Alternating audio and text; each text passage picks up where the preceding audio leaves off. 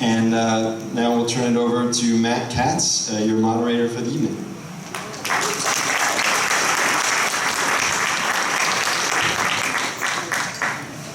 Thanks, everybody. We're just going to go over the ground rules a bit. The candidates are familiar with the rules. I'm going to move the podium so you can hear me. The two groups that sponsor tonight have suggested questions, which I've incorporated, and I'm going to ask the gentlemen.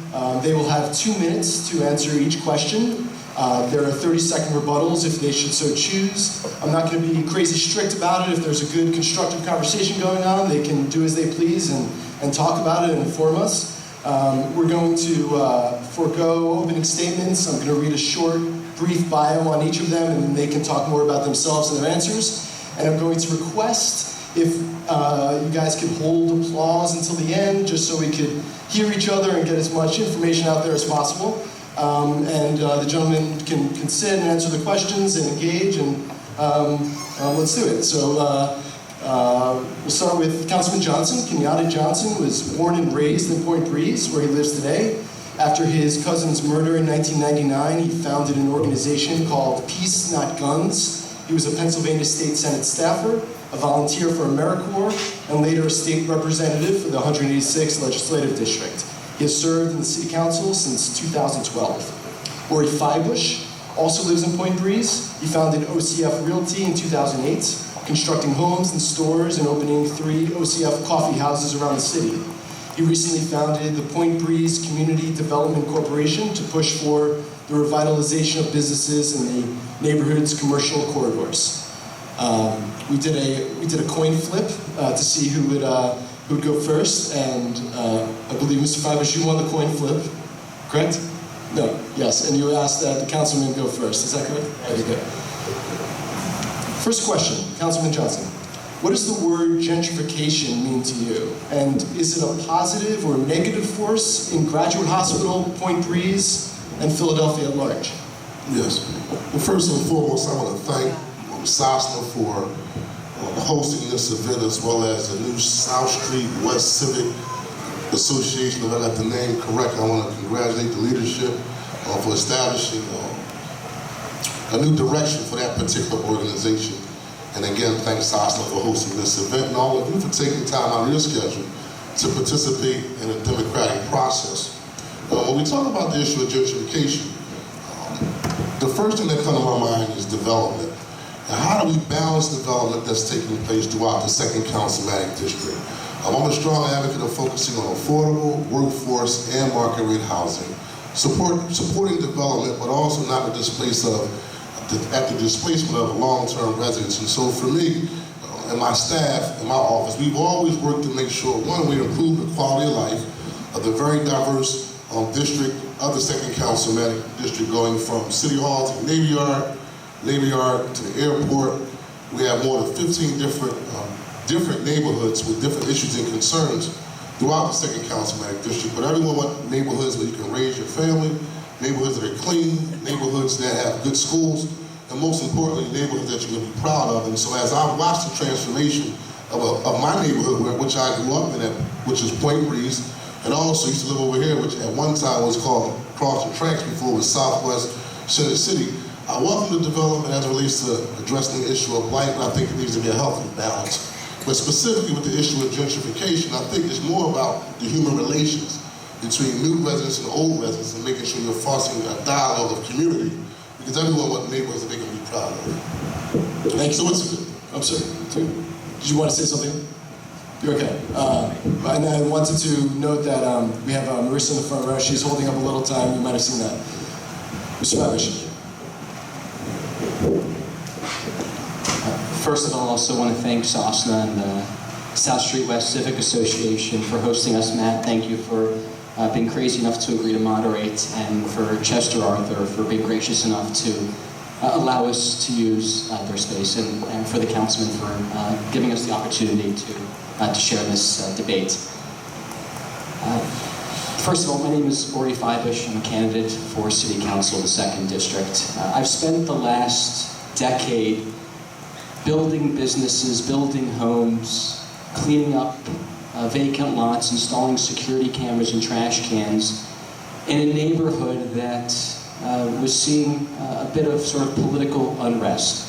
The word gentrification comes up almost daily in conversations with residents new and old.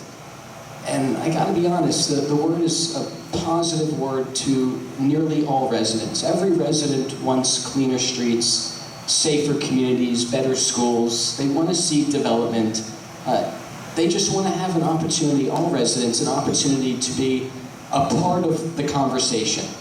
And more important to being a part of the conversation, to be a part of the plan.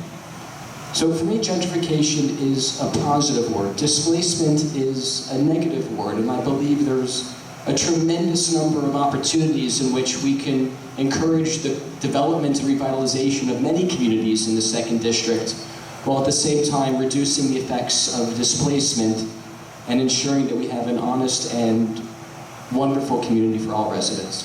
Let me follow up on that, Mr. Feibush, and then the councilman will have an opportunity to answer. How do you do that? How do you maintain economic and ethnic diversity in this neighborhood, or any neighborhood like this one, when property values are going up at such a rapid pace, almost higher than anywhere else in the city, almost faster than anywhere else in the city? Sure. So we start by throwing out the book of what we've been doing until now and really taking a focus on the resources that are needed in the community and the opportunities that are available. So every resident that's a homeowner wants their home values to go up. Everyone does. They just don't want their taxes to go up. In the same breath, everyone wants their schools to improve and whatnot.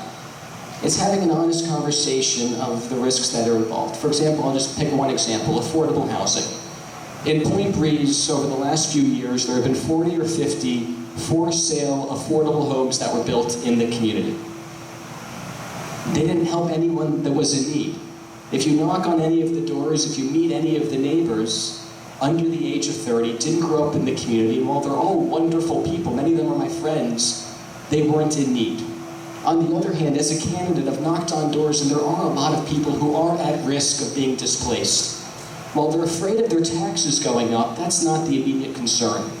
These are homeowners who are on fixed incomes and can't afford a broken boiler, a leaky roof, old knob and tube electric, any number of things. It may be a senior that's aged in place and now has developed asthma later in life and needs central air.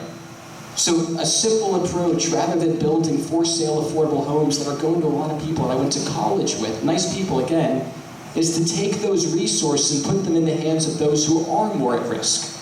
For every one for-sale affordable home that's been built in the last year in Point Breeze, 100 families could have gotten $5,000. That's life-changing dollars. On the other hand, we have to encourage smart development that allows the community to have small businesses, to have amenities, to have access to things that every neighbor in Center City often takes for granted. So it's a smarter approach to common sense solutions. Can I just follow up one thing? You Yes. said how did that work? I don't understand. $5,000 for... The city spends, between the city and federal tax dollars, in excess of $500,000 for every single affordable for-sale home that's built in Point Breeze. It costs the city 2.5 times what it costs the private community, and you wouldn't hear me railing against it if these homes were going to put a roof over the head of a mother who is struggling to otherwise provide housing. That's just not what's occurring. So a much simpler approach, a much smarter approach is to help 100 families with the immediate concerns in their homes. Look, Philadelphia has a huge affordable housing issue, huge. There's over 100,000 residents that need a better home. If you do out that math, that's $40 billion needed to build that housing. That's not a plausible solution. Giving a couple $1,000s to homeowners who want to fix up their homes is. So for me, it's connecting the resources that are available with the needs in the community and doing it in a way that actually creates an opportunity for all. Okay, thanks. Councilman Johnson.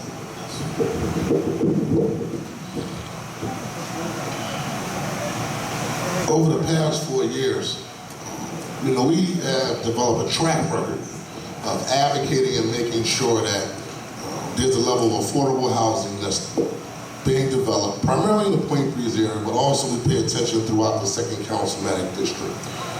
If you were asked a person if you would rather have money to fix your home up, or would you have money to actually pay your taxes Because they're going to take your home, not because you have a rundown home, they're going to take your home because you haven't paid your taxes, and that's when the sheriff comes in and forecloses on your home.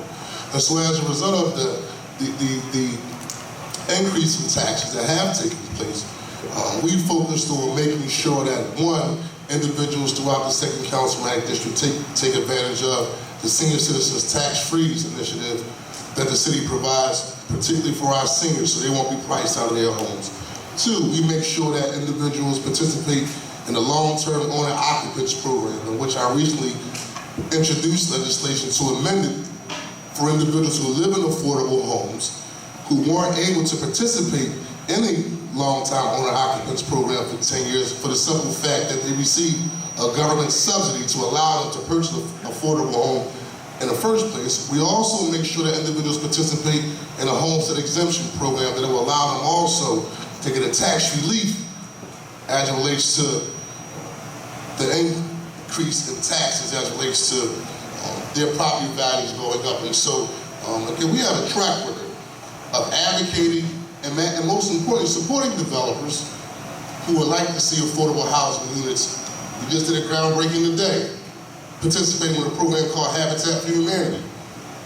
Individuals who are first-time home buyers have the opportunity to purchase a home, so we'll continue advocating. I'm going to be clear on something. It's just not for long-term residents who have an impact of the increase in taxes. I mean, I meet people in Southwest Center City canvassing this weekend, crying with tears in their eyes, saying that I can't stay in my home as a result of the increase in taxes. And so we're advocating, making sure they have the proper tools necessary to address that.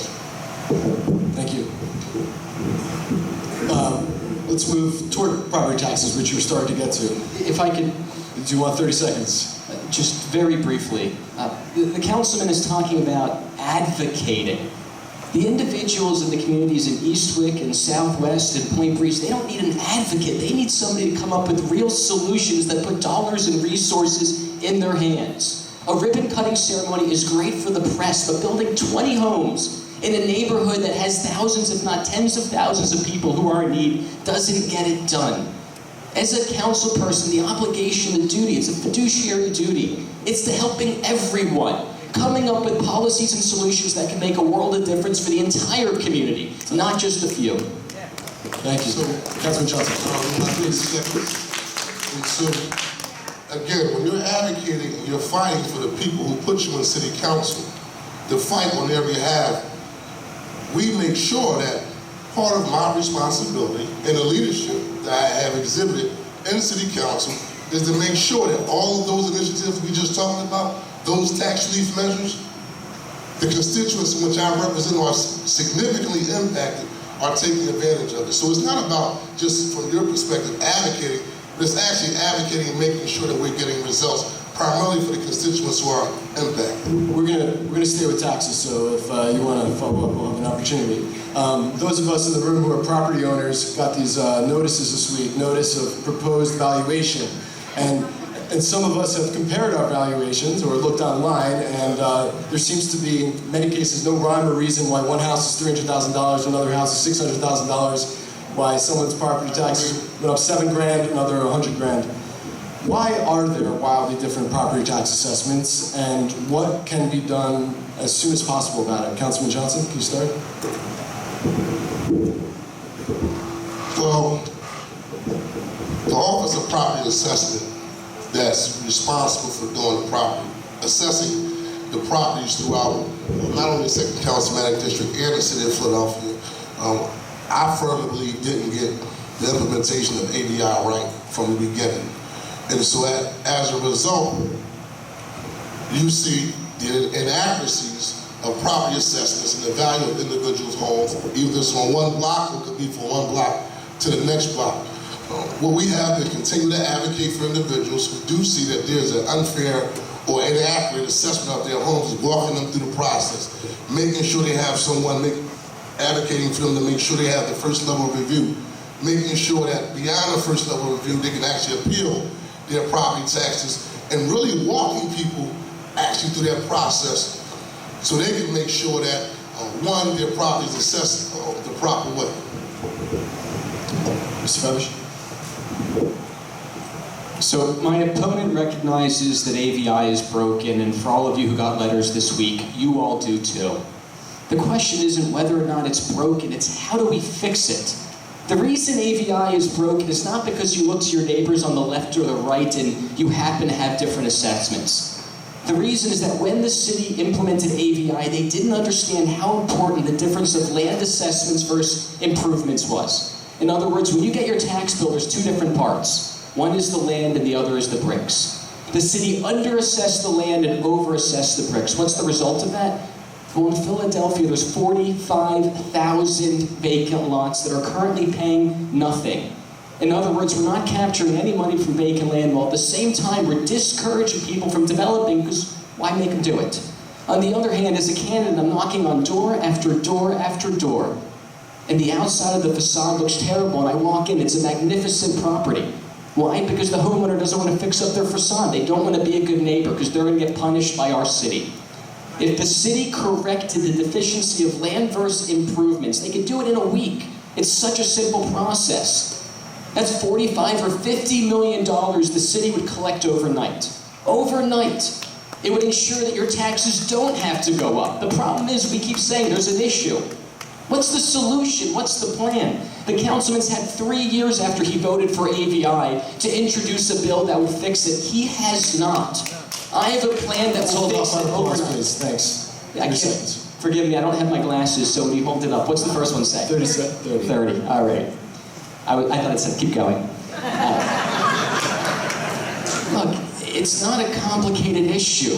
No one is talking about it. 2.5 years ago, I wrote a letter to the Inquirer, and it said AVI is broken because of the land versus the improvements. 2.5 years later, neither the mayor nor anyone on council, my opponent included, is talking about it. Let's fix the assessments by fixing the root issue, not wasting everyone's time on first-level reviews. Councilman Johns, can you speak to that? He's saying land. Well, you respond to that, and also if you can talk. I'll respond. Okay. So, and we just addressed this, and it's documented, with the Office of Property Assessment last week. Before the Office of Property Assessment, they're going to look at reassessing the land value.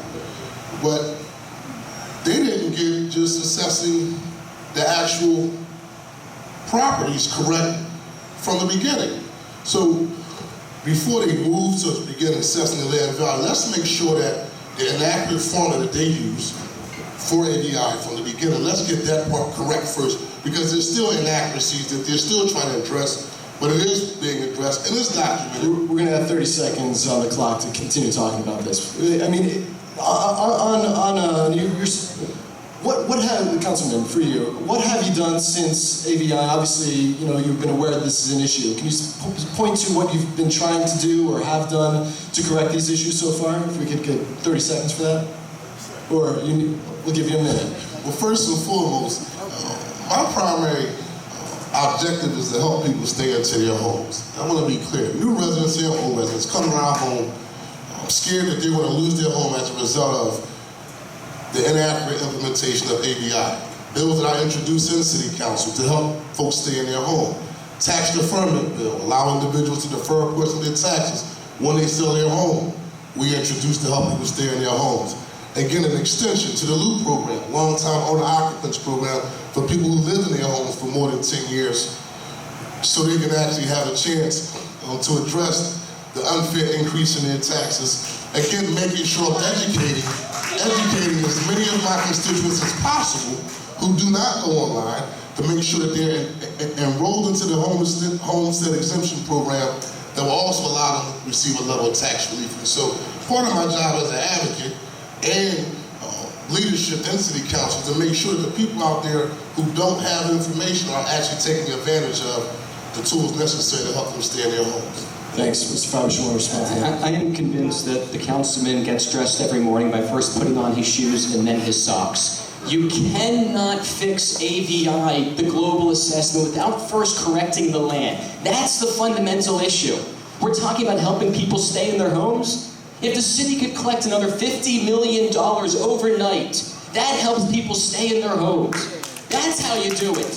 Not by moving a couple dollars around or a bill that allows somebody to introduce or drop off their LOOP application late.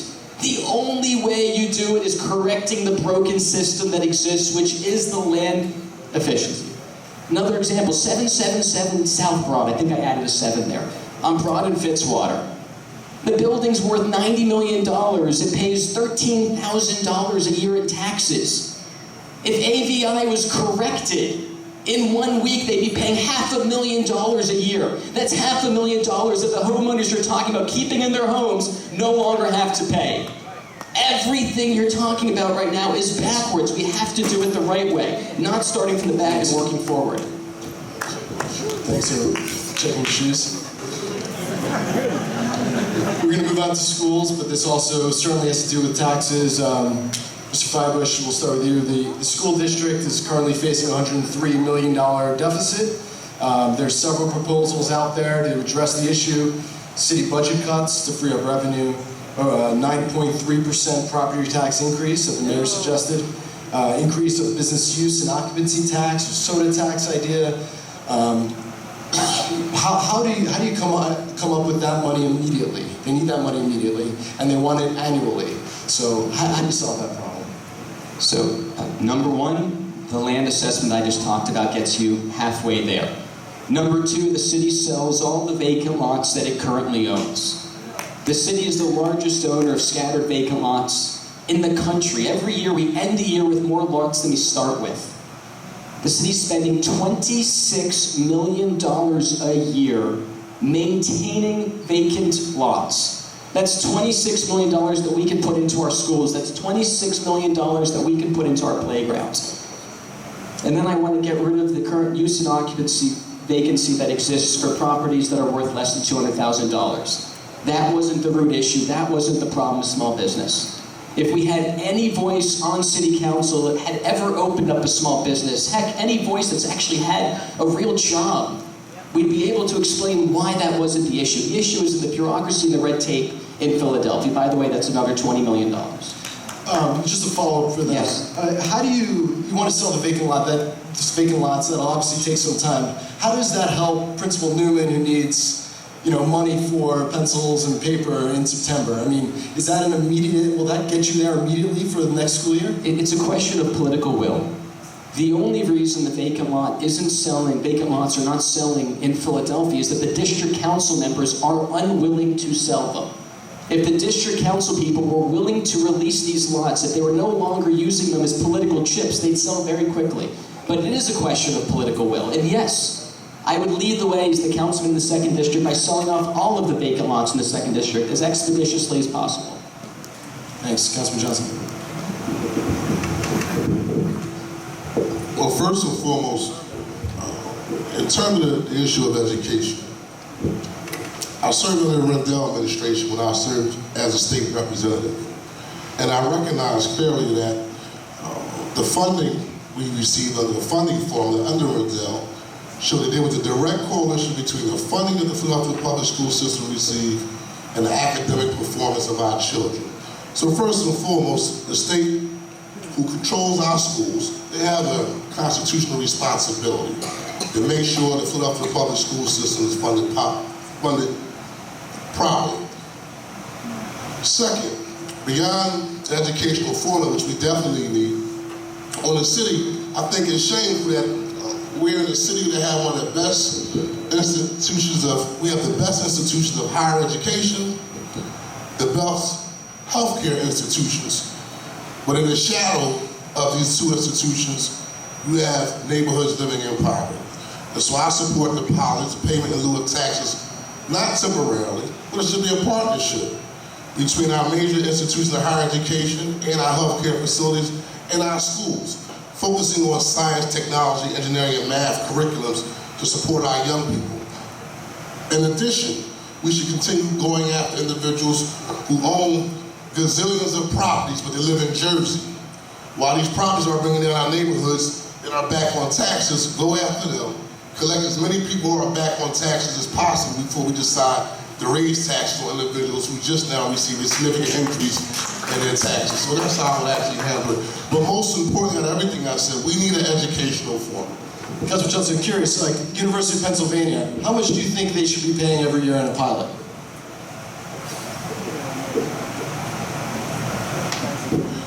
one of our largest employers, and my alma mater, which I support.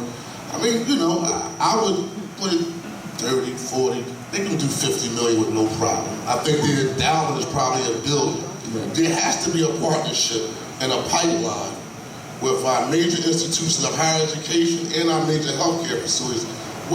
There's no reason in the world we should be playing politics on the backs of these children who have no other option. And one other follow-up for you, if I could. Mr. Feibush has specific recommendations to deal with this $103 million deficit.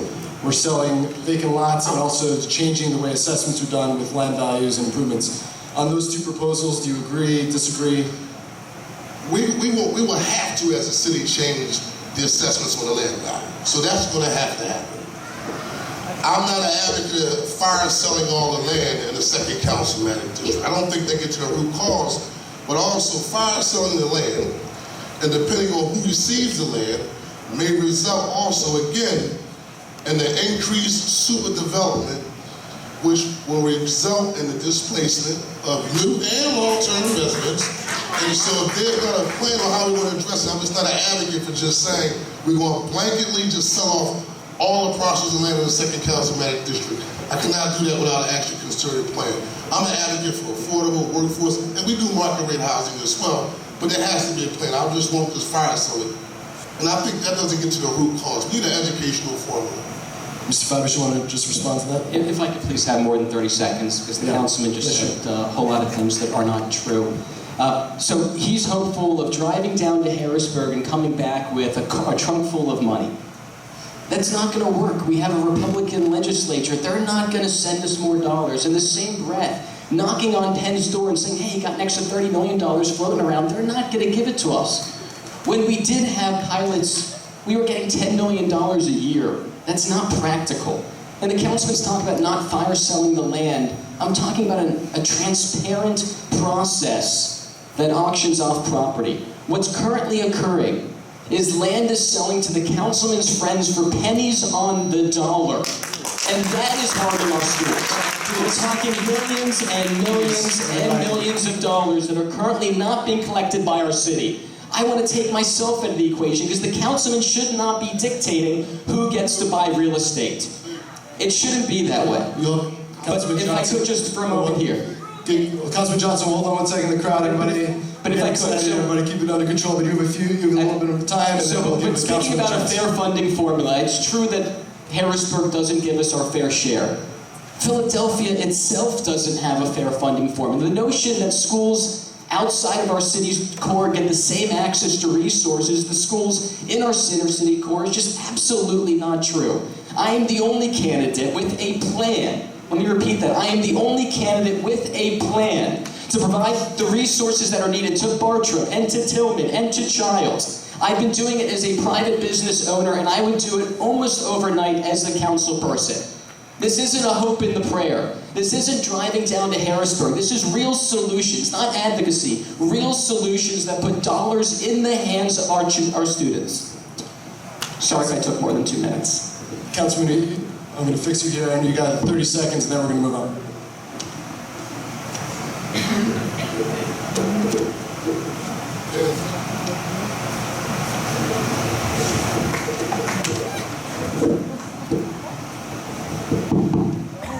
So, again, fire selling the properties will not get to the root cause. We need an educational formula, and that just shows the novice in my opponent's approach. It's a band-aid approach, and it's not a realistic approach as it relates to funding our public schools properly. If that was the case, the SRC would not have taken over our school district several years ago. But I just want to go back, and again, and I had to call the redevelopment authority today to follow up on our initial comments. This whole quid quo pro, only people who support me receive property, it's not true. My opponent received more direct sell properties than any other person in the second councilmanic district that have come to the city for this property. So then I didn't follow it. He says he went through the auction process. Now, when you go through the auction process and you win the bid, if I was so vindictive and I want to stop him and I want to like try to derail him from developing, and I'm judge and jury of development, I would introduce the legislation. Since he's announced he's running against me in Philly Magazine, if he gets the neighborhood support, I signs off on his projects. So that's not, so it's like a smear campaign when you really don't have a real plan on addressing the issue. I'm going to give Mr. Feibush one. I don't want to keep it going, but he did say something about the Philly Magazine article, so I wanted to give him an opportunity. So number one, being a leader is not the same as being a novice. Having a plan with the resources at your disposal, not relying on others and depending on others, that's being a true leader. So the councilman is also discussing the notion that I was the largest buyer of city-owned lots in the 2nd District. I bought in 7 lots at auction at the highest bid. Those were also the 7 last lots to ever sell in the 2nd District through a legal process. Once he realized that I was the highest bidder, he said, let's forget about that. And he sold the rest. No, it's important. He sold the rest. We're gonna move to a guy. We're gonna move on. We're gonna move on. This is clearly, folks, please. Guys, please, come on. There's so many great issues to get to. This is clearly probably the tensest part of this campaign, and there's plenty. I welcome you to, grab these guys afterwards to talk to them more about this specific issue. But we're going to go back to schools if I could, soften it up a little bit. I want to talk about the parent groups and the community. Sir? They're both getting plenty of opportunities, and they're going to have closing statements. And if there's items that they didn't want to discuss in the questions, then they'll get to hit them. I promise you. There's the school we're in right now, Chester Arthur and Stanton down the road, both have very strong community groups that are supporting them. And I'm curious what, as a councilman, if anything, can be done to support these networks and empower these groups. And Councilman, you have 2 minutes. Sure. And it's really not that deep, y'all. So my support is cool. All right. So, 2 minutes, just real quick. When E.M. Stanton was on the chopping block with the school district of Philadelphia, I stepped up as a council person advocating to keep If this devolves into everybody applauding, we're going to miss a bunch of the good questions like I'm stacked up at the end. Come on. With a partnership with the Goldenberg Group, and now you have E.M. Stanton still. And I wouldn't let the school district pit Chester Arthur versus the students at E.M. Stanton. In terms of Chester Arthur, I think tomorrow we'll be announcing maybe $150,000, Steve, to support the expansion of the actual playground. Every year they get a grant from me to support the efforts of community support and activities for this particular school. But those are just 2 examples of supporting the Friends of Chester Arthur, as well as supporting E.M. Stanton. But we're actually using funds through the city that we found out ways to have designated to actually fix up E.M. Stanton School, which will also be getting a check for auditorium, as well as supporting the playground that's going to be built here at Chester Arthur School. Yes. Mr. Feibush. I think the approach to funding all of our schools is just to have elections every single year. It seems that right around the election cycle, every school suddenly is getting a check. I have a real plan. When I talk about selling vacant lots, it's not selling lots to put the money into the general fund. It's to take the experiences, the lessons, like parent groups of supporters of Stanton and the Friends of Chester Arthur have used and applying them to other areas. My approach is to sell those vacant lots and to fund an endowment, and to allow that endowment to put real dollars, discretionary dollars, in the hands of every parent group of every school in the 2nd District. Just to give you a sense of how much money we're talking about, it's $125,000 to $150,000, not once, but every single year. I'll tell you the challenge. Schools like Chester Arthur and Stanton and Meredith, schools like Greenfield, when the school district didn't provide the resources that those schools deserved, the parent groups rallied together and they raised the funds. We have schools in the 2nd District like Childs and Bartram and Tillman. You better believe those parent groups care just as much. But they're going to hold bake sales all year round, and if they raise $500, they're going to call that a win. Here's an opportunity to sell something that is literally blighting our communities. and to take the dollars and spread it around every parent group within the 2nd District. My other approach, and it's the most boring topic in the world, so they might cut me off just for the sake of it, to allow developers, rather than providing their own rainwater and stormwater management, but to allow developers to write a check to pay an impact fee. If the city allowed for this just last year, it would have been tens of millions of dollars available to rebuild our public spaces, to rebuild our playgrounds, to rebuild schools all across the district that absolutely need help. There isn't enough money in the current budget to fix all the schools. We need to come up with new and smarter ideas to fund every single school within the 2nd District. Thanks, Mr. Feibush. Councilman Johnson, did you want to respond to that? Only just to make a correction that we've been supporting the neighborhood friends groups of Chester Arthur, E.M. Stanton, Child Elementary. I created the Friends of John Bartram High School because that particular school didn't have a parent group. We meet once every month to strategize on ways that improve the school climate, because a couple of students thought it was okay to punch a teacher in the mouth. But all these things happen way before election year, and it's well documented. And the groups that we have supported from day one know that they've always got support from the councilman's office. Thank you. I want to move on to crime, and we start with Mr. Feibush. Should there be cameras on all of our corners, on all of our streets? Is that the best, quickest, most efficient way to deter crime, or is there another approach? So there's 2 parts to reducing crime in the city. That first step is creating local jobs. I always say that it's easier in Philadelphia to open up an illegal business than a legal one, and we're surprised by the results. On commercial corridors like Woodland Avenue and Grays Ferry and Point Breeze, it is literally illegal to open up a coffee shop, a supermarket, a restaurant, anything that the community needs that would create real jobs. So step number 1, please don't whistle. Step number 1 would be creating an environment that allowed for small businesses to open up in the community. Step number 2 is to, yes, install lights and cameras on every corner. Last year in Philadelphia, I personally installed with my own resources 122 security cameras.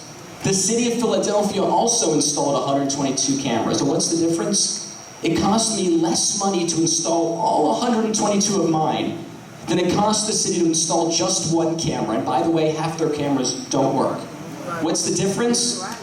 A difference of approach. The city spent all of its resources building a network that no one could hack into, that no one but the police would have access to. I plugged into DirecTV, to Comcast, to Verizon, and rather than giving no one access, I gave every neighbor access to my camera so that neighbors could look out for other neighbors. So 100% I believe that we should have cameras on every corner. But the first step is creating local jobs and creating an environment where we're encouraging small businesses to open up on every corridor. Councilman, on crime. I'll try to do this real quick. My bad for whistling. But so we have a real estate developer. How many people have you hired from the local community to help them pick between picking up a gun or a job? How many have I hired? Over 100. Over 100. Every single project, every single coffee shop, every single business is 100% employed by local labor. And each one receive a living wage, health, vision, dental, matching 401ks. It is absolutely untrue to say that. Absolutely untrue. I will not allow that to stand. All right. So I will take a tour, and we will publicly. We're not talking about Keith Ludwig with Sir, please. So the first way to focus on addressing the issue of crime and violence is helping individuals receive employment so they can pick between going to work and carrying a gun. That's first and foremost. We have a track record in getting people hired in my office, primarily through our job and career fairs, where people actually get hired. We do ex-offender expungement workshops for individuals who are returning home to allow them to focus on getting in gainful employment.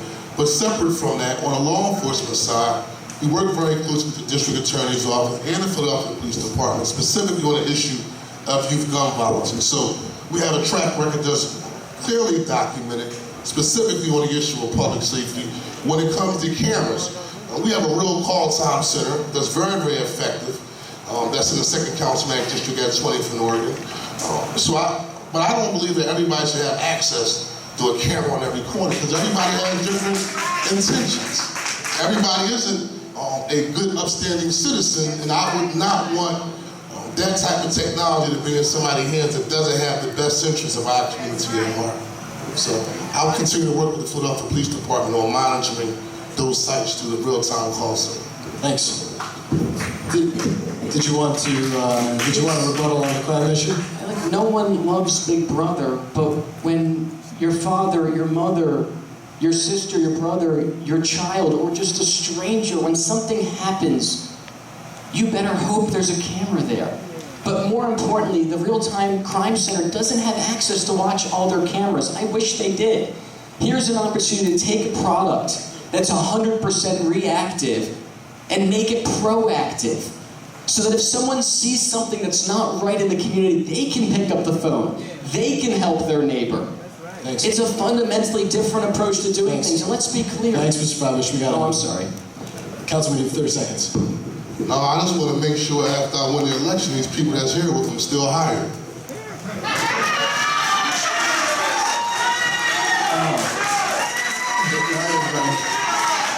We're gonna move on. It's just, it's important to comment to respond. If you can make a note to include in your closing statement. Thanks. We're gonna move on. We've got 15 minutes here, a couple more topics to hit. Parking. There's a proposal out there. This neighborhood is a Zone 1. It's the largest in the city. There's a proposal out there that's looking at this zone, comparing it to East of Broad, which has 4 separate parking zones for the same area. Would you support, this might be a very simple, quick question, would you support splitting Zone 1 into smaller districts to help ease the parking pressure from those in the north who come south into the neighborhood to use the street parking spots? And do you have any other suggestions to deal with what is an increasingly aggravating parking situation in the neighborhood? I believe we're starting with Mr. Feibush. The very short answer to your question is yes, shrinking Zone 1 would do a lot of good for many pockets of town. On a broader level, we need to have a much smarter way to getting people around. That's having protected bicycle lanes on many of our streets. That's having an environment where we're investing in true public transportation. But yes to number 1, and absolutely, let's come up with smarter ways. Washington Avenue, for example, for 4 years now, we've been talking about restriping. For 4 years. I'm all for design by consensus, but at some point, a leader has to stand up and say, let's make a decision. And that hasn't happened for 4 years. In fact, I don't know of any new bicycle lanes that are protected in the 2nd District in the last 4 years. We have to refocus our energies. If we want people to drive less, we've got to create an environment where they don't have to. Thank you. Councilman. I support Zone 1 and just want to invite anyone in here who want to join me tomorrow.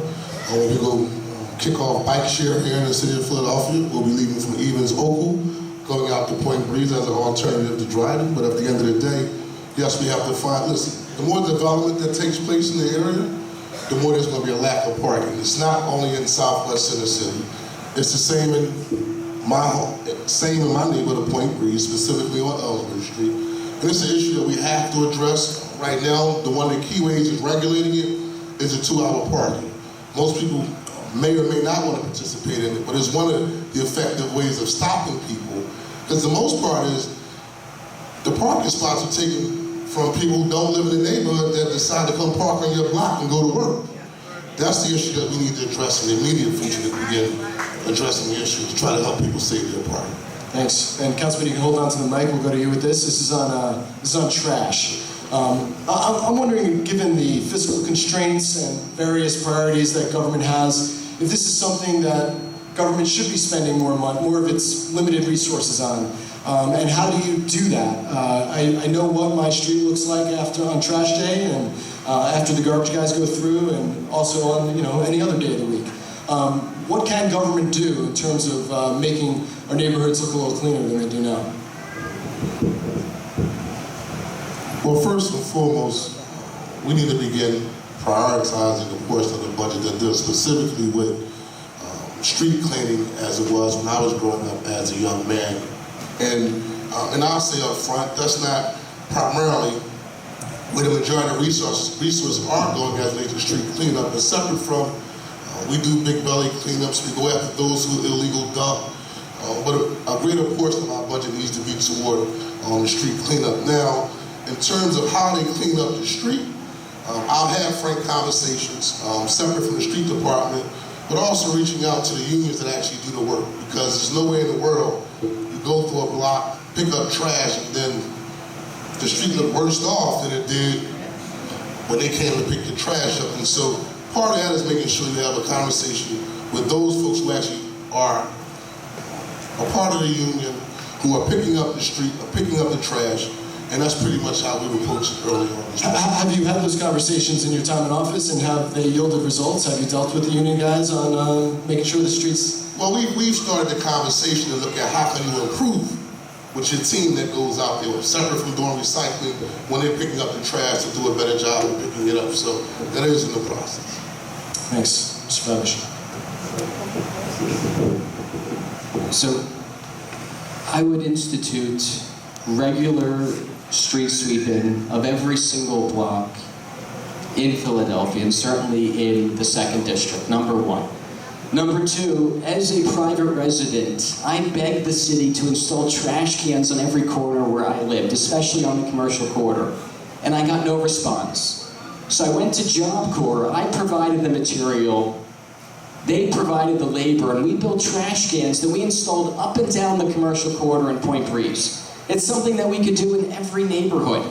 There's absolutely no excuse why in every single corner in Philadelphia there isn't a trash can. You go out to some parts of Southwest and Eastwick and you're walking for a mile before you hit the first one.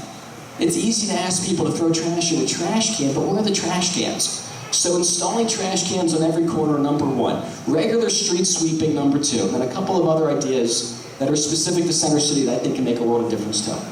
Can I ask a follow-up on that, Mr. Feibush? Who pays for the street sweeping, and how do you deal with the parked cars? Sure. So the initial fee to buy the equipment is almost $10 million, and that's something that the city should pay for. But after that initial fee, it's almost less expensive to clean our streets every month than it is for the city to market to grown men and women what they're currently doing now, educating us that we should put our trash in a trash can. Let's cut the marketing budget out and focus on dollars that actually clean our streets. The regular maintenance is not that expensive. It's the initial fee. But it's something that we have to do. In my neck of the woods, it's literally a tumbleweed of trash. I just look out the window, it's like those old westerns, but instead of it being weeds, it's literally trash. That's not acceptable. We need to change that. That's a basic responsibility of the city of Philadelphia, picking up its trash. Thanks. Councilman, did you want to... We can move on from trash. What's the solution for Washington Avenue? I think give Mr. Feibush a chance to answer this question first.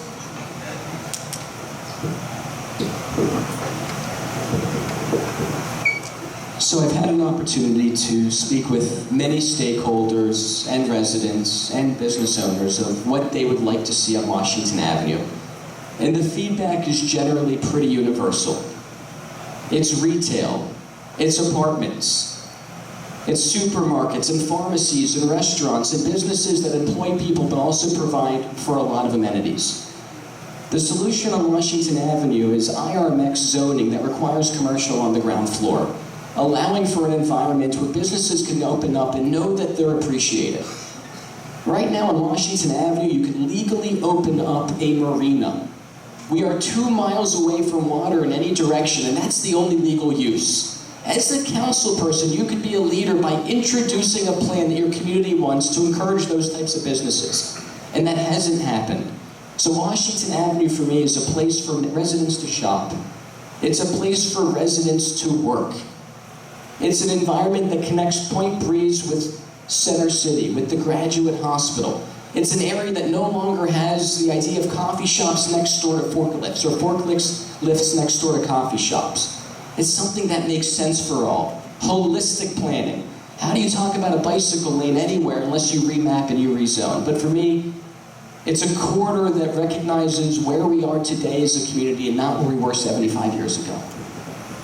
Councilman, Washington Avenue. Yes, I'm born and raised in South Philly like all my life. Just a neighborhood that helped me become the young man who I am today. And I watched the transformation of Washington Avenue go from industrial into now a corridor where you have the daycare center, a corridor where you have at least 3 CrossFit gyms, a corner where you have a bakery, and so obviously Washington Avenue will be changing as we move forward. And my staff and I are working with the Washington Avenue Business Association, also the Planning Commission, as we look at remapping. We're really taking a methodical process, and we're going to be working with the local RCOs as we look at the development that's taking place. There's going to be new development taking place at Broad and Washington Avenue with Bart Blasting on the east side of Washington, Toll Brothers on the west side, as well as a new chocolate factory. But also we've taken a look at, and we're able to get a commitment from CSX to revitalize the 25th Street Aqueduct, which is the gateway into South Philadelphia, which goes from Washington Avenue to past Young Avenue. Something unheard of in the city of Philadelphia, to get a private railroad company to invest a multi-million-dollar project to revitalize an eyesore that's the gateway off of Washington Avenue into South Philadelphia. And so we will continue working with our local RCO groups in partnership and coalition building as we look at the transformation of Washington Avenue. But we're going to take it one step at a time methodically and work with the neighborhood groups as they want to see it move forward. Mr. Feibush, did you have a 30-second rebuttal? One step at a time. This is a corridor that's holding so many communities back, that's creating true life safety issues for residents nearby. It's been almost 4 years, and you have not introduced an ordinance that allows for the types of businesses that most residents want to see in their community. What's going to be different in the next 4? Councilman? Yeah, sure. And again, we're going through the planning process, working with our local neighborhood organizations, the residents on both sides, Point Breeze side and Southwest Center City side, and most importantly, the Planning Commission, to make sure while we develop Washington Avenue, everyone has a chance to have an input.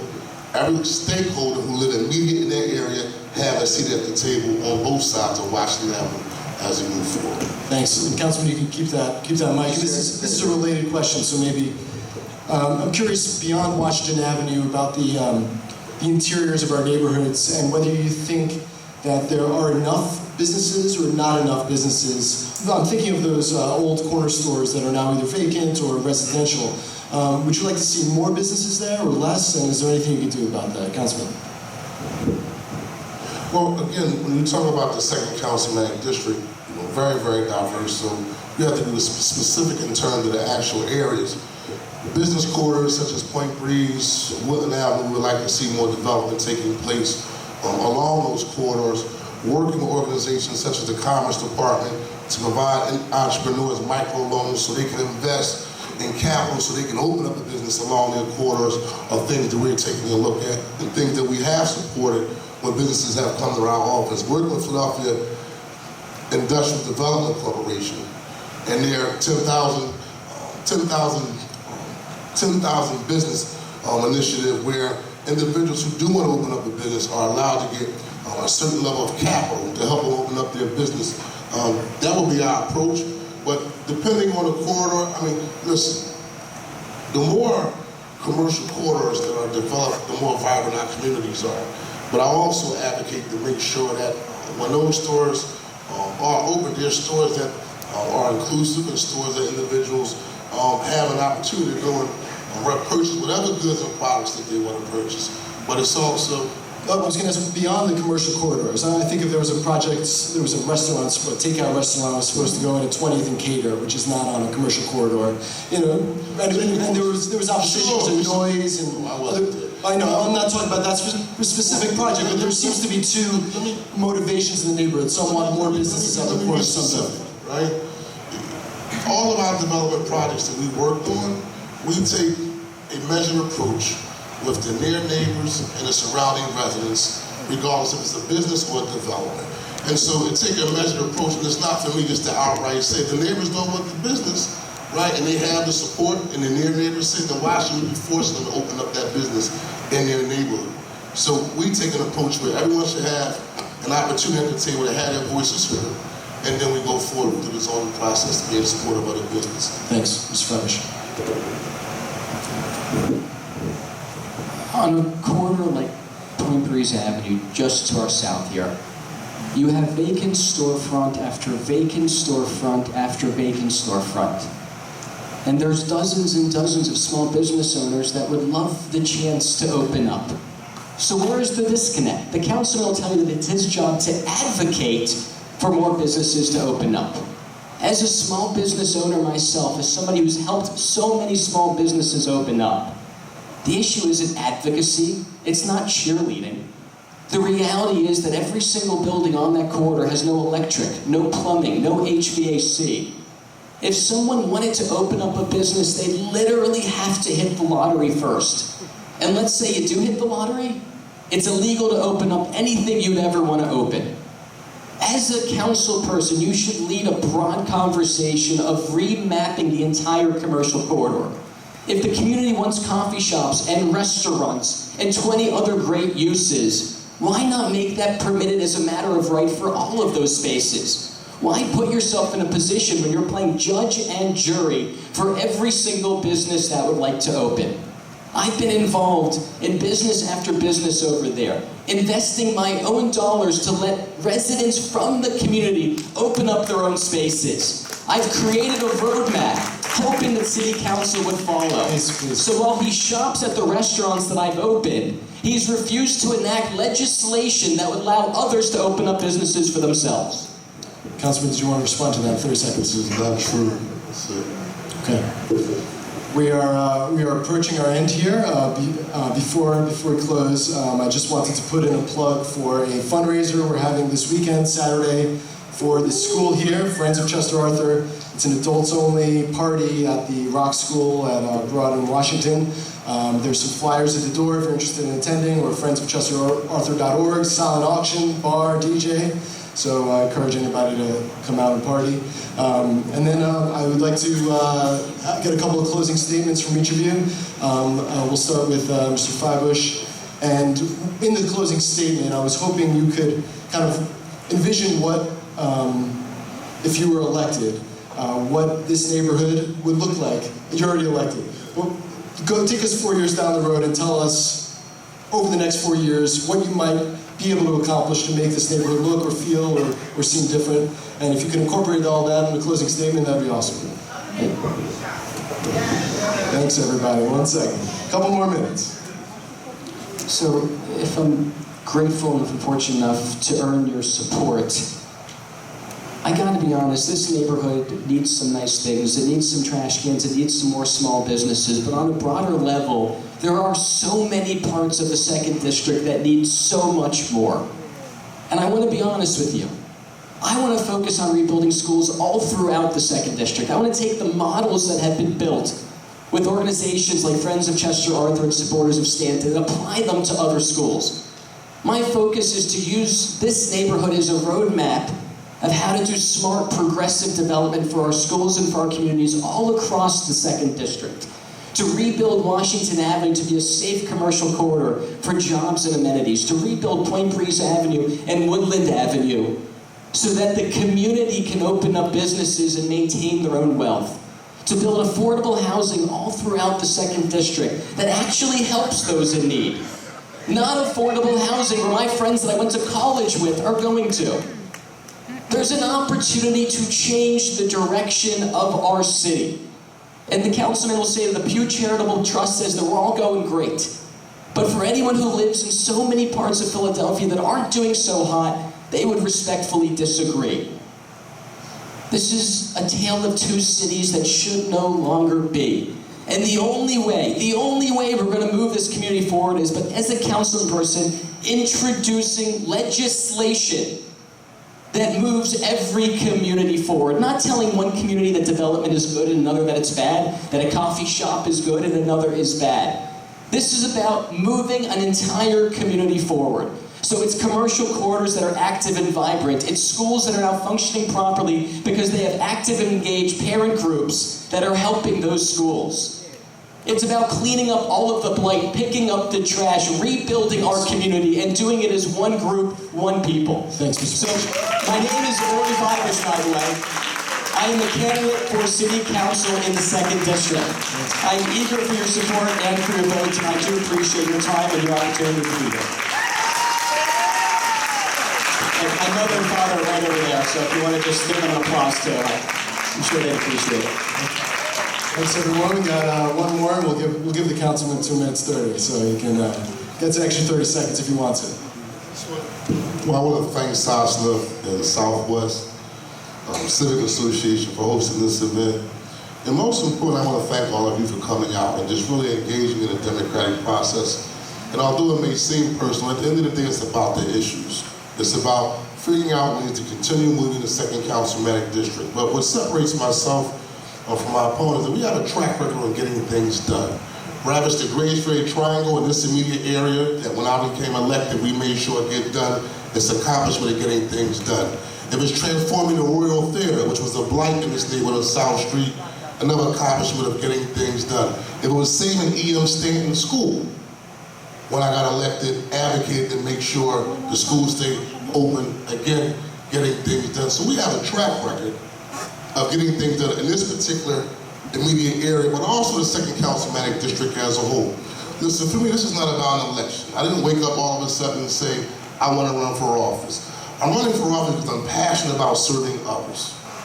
My son, 6 months old, Isaiah Mandela Johnson, and my wife I'm raising in this particular part of the 2nd Councilmanic District, which is known as Point Breeze, but only for the simple fact that I have a passionate commitment of moving this district forward, raising my family here, but most importantly, serving you. This office isn't about Councilman Kenyatta Johnson. It's about the people who put me in office. This is the people's office.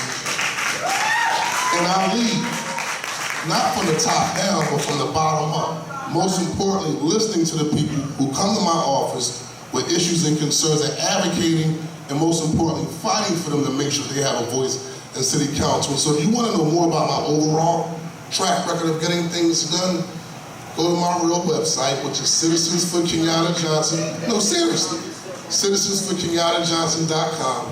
And you'll see how we have invested more than $3 million in revitalizing some of our parks and playgrounds. You will see how we have a track record specific on the issue of public safety. Listen, I'm the guy that answers the phone at 12:30, 1 o'clock in the morning when there's a double homicide. And the mom is calling me saying, can you come and console my family members and these young people so they don't go out and kill somebody else? That's the work that I do as a council person. And that's how I lead. And make no mistake about it, I don't have a second job. This is what I do for a living, serving you. So thank you very much. I want to thank you guys both. This was a substantive debate. Really appreciate it. I love the sound of democracy in action, and don't forget to vote May 19th. Thanks, everybody.